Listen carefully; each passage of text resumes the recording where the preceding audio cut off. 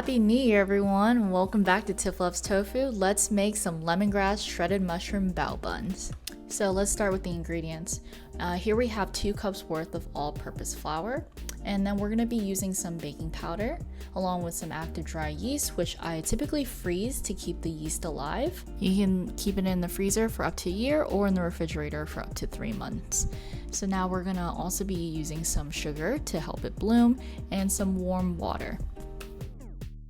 To activate the yeast, we're going to add a cup's worth of warm water. We won't be using all the water, but let's just have it just in case. We're going to add some sugar, some active dry yeast, give it a stir and set aside for 5 minutes.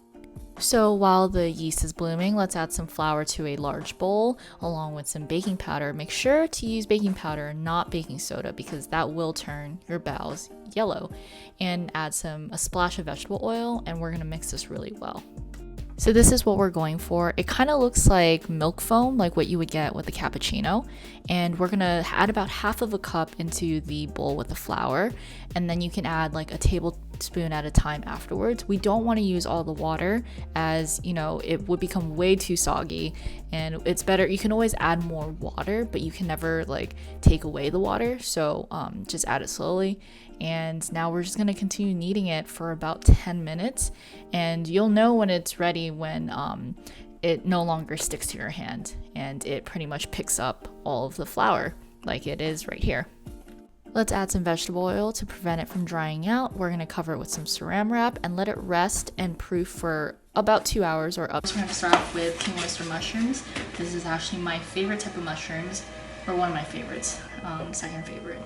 And we're gonna shred it, but yep, so we'll be using this, and we'll also be using our shallots, and we'll be using some bird-eye chili, Thai chili, and this huge garlic, but use about 2 or 3 small garlics if you don't have a large garlic, some black pepper, some vinegar, some soy sauce, and of course some lemongrass, and finally some salt.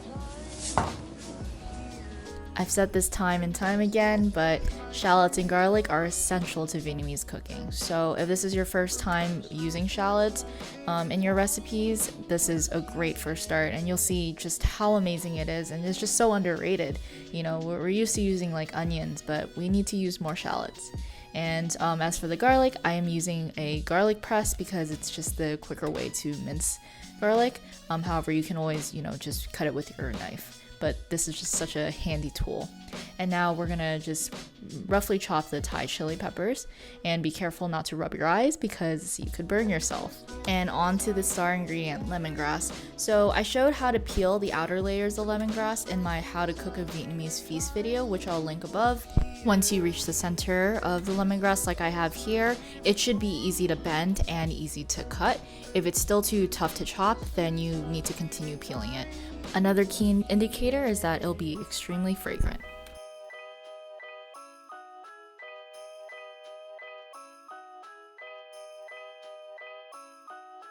On to the other key ingredient, king oyster mushroom. So just slice it in half so that it's easier to shred. And with a fork, we're just going to grab it and shred it. The texture closely resembles meat, which is why we're using king oyster mushrooms, and it even looks like it. Look at that. If you absolutely cannot get your hands on king oyster mushroom, then you can use shiitake mushrooms, but there's really no other substitute for this recipe. And this is what we're going for, so let's head over to the pan and start cooking.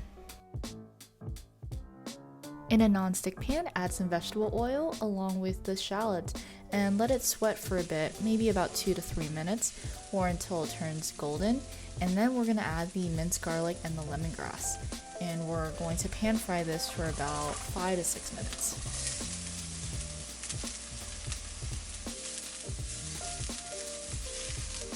After it's turned golden, we're gonna transfer it to a bowl and set it on the side. In the same pan, we're going to add a splash of water and the king oyster mushroom, and we're going to allow it to sweat a bit before adding the salt, some black pepper, and then we're going to want to add some soy sauce along with white vinegar and the secret ingredient, coriander, which is going to be super fragrant. Once the mushrooms have shrunk to half its size, we're going to add the lemongrass, garlic, and shallots to this mixture, and then we're going to allow it to cook for a few more minutes. This is optional, but highly recommended. Add some Thai chili peppers for a spicy kick.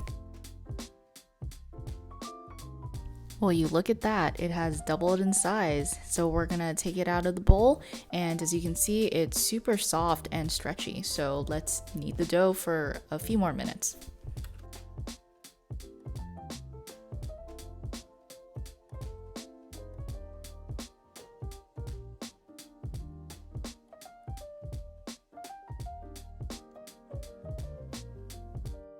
At this point, it should have a very smooth surface, and we're going to cut it in half.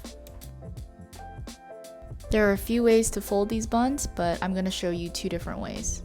Once you have the dough cut in half, just take one half and set the other to the side, and let's continue to knead it for a few more minutes before laying it flat. And now we're going to be using a rolling pin, and we're going to roll this completely flat, but just enough so that the dough is about ½ an inch in thickness.